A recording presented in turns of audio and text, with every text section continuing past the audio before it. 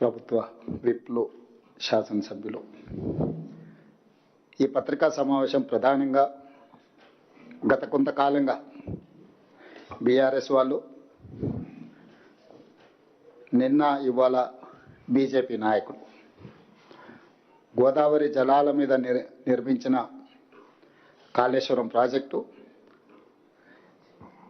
కరువు పరిస్థితుల్లో మహారాష్ట్రలో వర్షాల వల్ల గోదావరిలో పారుతున్న నీళ్లను ఎత్తిపోయాలి, రైతులను ఆదుకోవాలనే అంశాన్ని ప్రస్తావిస్తూ ప్రభుత్వాన్ని దోషిగా నిలబెట్టాలని బురద జల్లే రాజకీయం చాలా వేగంగా జరుగుతుంది. కేవలం బీఆర్ఎస్ నాయకులే ఈ ప్రయత్నం చేసి ఉంటే పెద్దగా మనం ఆలోచన చేయాల్సిన అవసరం లేదు.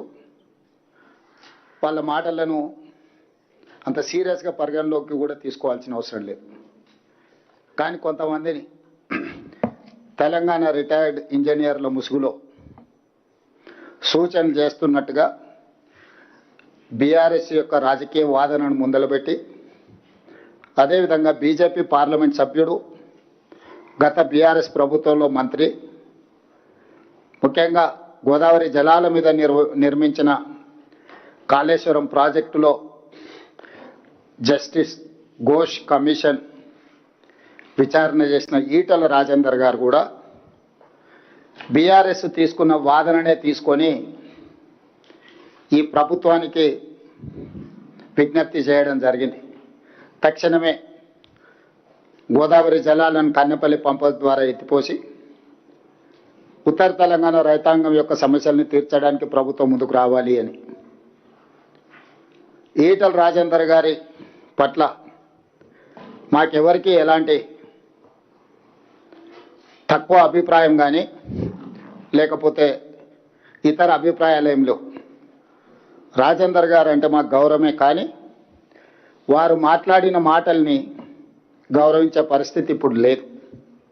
వారు మాట్లాడే ముందు సంబంధిత శాఖ మంత్రితో కానీ లేకపోతే నేషనల్ డ్యామ్ సేఫ్టీ అథారిటీ అధికారులతో కానీ వారి ఆలోచనను పంచుకొని వారి సూచనల మేరకు వారు ప్రభుత్వానికి సూచన చేసినుంటే వారి గౌరవం పెరిగి ఉండేది.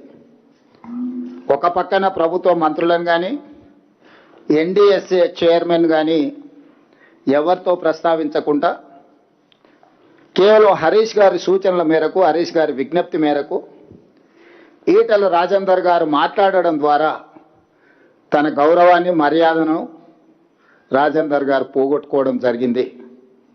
ఏది ఏమైనా ఒక పక్కన కొంతమంది రిటైర్డ్ ఇంజనీర్లు తెలంగాణ వాదుల ముసుగులో బీజేపీ, బీఆర్ఎస్ ఈ ప్రభుత్వాన్ని తప్పు చేస్తున్నట్టుగా ప్రజల ముందు నిలబెట్టడానికి చేస్తున్న ప్రయత్నం నేపథ్యంలో ఈ పత్రికా సమావేశాన్ని ఏర్పాటు చేసి పూర్తి వివరాలను ప్రజలకు మేము వివరించదలుచుకున్నాం. తద్వారా పాత్రికేయ మిత్రులకు కూడా వాస్తవాలను వివరిస్తే చర్చ సందర్భంగా ఎప్పుడైనా మీరు కూడా ప్రజలకు వివరించడానికి అవకాశం ఉంటుంది. కాబట్టి ఈరోజు ఈ అత్యవసర పత్రికా సమావేశాన్ని మేము ఏర్పాటు చేయడం జరిగింది. సరే, ప్రాణహిత చేవెళ్ల ప్రాజెక్టు ఊరు, పేరు, అంచనాలను మార్చడం, వీటి గురించి చాలా సందర్భాలలో చెప్పినా ఇప్పుడు అంత లోతుగా నేను వెళ్ళదలుచుకోలేదు. ఒక కట్ ఆఫ్ డేట్ తీసుకుందాం. జూన్ 21, 2019 నాడు ఆనాటి ముఖ్యమంత్రి చంద్రశేఖరరావు గారు కాళేశ్వరం ప్రాజెక్టును ప్రారంభించుకున్నారు. ఈ కథనాన్ని జూన్ 21, 2019 ఆ తర్వాత జరిగిన పరిణామాలకే పరిమితమై ఈరోజు నేను మాట్లాడాలని నిర్ణయం తీసుకున్నా. ఆనాడు మేడిగడ్డ, అన్నారం, సుందిల్ల, కన్నెపల్లి దగ్గర లక్ష్మి, సరస్వతి, పార్వతి పంపోజులు వీటి ప్రారంభోత్సవం చేసిన తర్వాత 18/5/2020 నాడు మేడిగడ్డ బ్యారేజ్ నిర్మాణంలో లోపాలు ఉన్నాయి, తక్షణమే ఈ లోపాలను సరిదిద్దండి, దీనివల్ల